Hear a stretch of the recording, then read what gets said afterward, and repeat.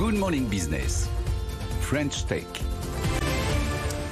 On va parler pipi donc ce matin avec Michael Ross. Bonjour. Bonjour. Vous êtes président fondateur de Toupy Organics et vous proposez le premier biostimulant à partir d'urine. Expliquez-nous. Oui, tout à fait. L'idée, en fait, c'est que l'urine humaine, ça va devenir une matière première assez centrale dans le futur, pour la bonne et simple raison qu'on vit, ça vous aura pas échappé, sur un petit bout de caillou. Et donc, en fait, il y a des flux. Et en fait, pour l'agriculture, on a besoin d'engrais. Et quand on regarde de façon macro, sur tout ce qu'on met comme engrais en agriculture, on retrouve 70% de tout ça dans les urines à la fin. J'imagine que vous avez l'habitude qu'on ricane comme des vieilles biques systématiquement quand on commence à vous parler du sujet, mais c'est mieux qu'un engrais. Ça fonctionne encore mieux, l'urine humaine. Alors, non seulement ça fonctionne au moins aussi bien, et surtout, en fait, il y a deux options. C'est soit on continue à taper ad vitam aeternam dans des mines et dans des ressources fossiles pour produire des engrais, et ensuite à détruire ces engrais dans des stations d'épuration, ou alors on circularise ça. Et au final, on ne va pas vraiment avoir le choix. Donc, il va falloir s'y coller. C'est une ressource gratuite, riche en azote. Évidemment, est-ce qu'il n'y a pas un risque, comme les engrais traditionnels, d'avoir trop d'azote? On sait que dans la nature, ça finit par poser un problème.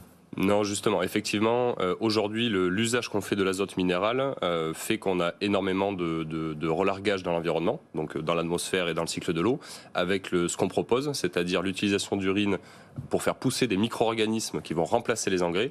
Là, il n'y a aucune perte dans l'environnement, donc il n'y a pas d'impact sur les écosystèmes. On ne parle pas là d'un projet à 10 ans. Si vous êtes là ce matin, c'est parce que la commercialisation va débuter. Vous avez l'autorisation de mise sur le marché. Moi, j'ai une question sur le sourcing. J'ai vu que vous sourciez dans les festivals, dans les salles de concert, dans les lycées. Il n'y a pas plein d'alcool là-dedans, il n'y a pas plein de... On peut prendre n'importe quelle urine humaine. Je suis désolée, on se pose des questions de nouilles, c'est comme ça depuis 6 heures ce matin. Non, c'est des bonnes questions. Non, effectivement, il n'y a pas de grosse variabilité sur l'urine, que ce soit d'une urine d'EHPAD ou que ce soit une urine de festival. Il n'y a pas de forte variabilité. Effectivement, il y a des résidus, notamment pharmaceutiques, mais ça, on est capable de les enlever. Et d'ailleurs, c'est le seul moyen pour enlever ça. Aujourd'hui, c'est pas traité. Ça part dans le cycle de l'eau. Nous, ça permet justement d'enlever ça. Mais il n'y a pas tellement de sujets sur la variabilité et sur les impacts environnementaux. Frédéric Simotel. On sait qu'il y a beaucoup d'éleveurs déjà qui font ça à partir de l'urine porcine. Ils recueillent l'azote, ils en font du sulfate d'ammonium et tout ça. C'est différent, votre technologie, ou alors qu'est-ce qui s'applique entre l'urine animale et l'urine Alors, c'est extrêmement différent, effectivement. Ouais. Donc là, on parle des lisiers animaux, donc en fait, qui sont un mélange d'urine et de matière fécale. Okay. Donc ça, on l'utilise vraiment comme un engrais, c'est-à-dire il y a un peu d'azote et ça va nourrir la plante. Nous, c'est vraiment de l'urine pure, qui n'a pas été mélangée à de l'eau ni aux matières fécales. Donc c'est vraiment de l'urine pure.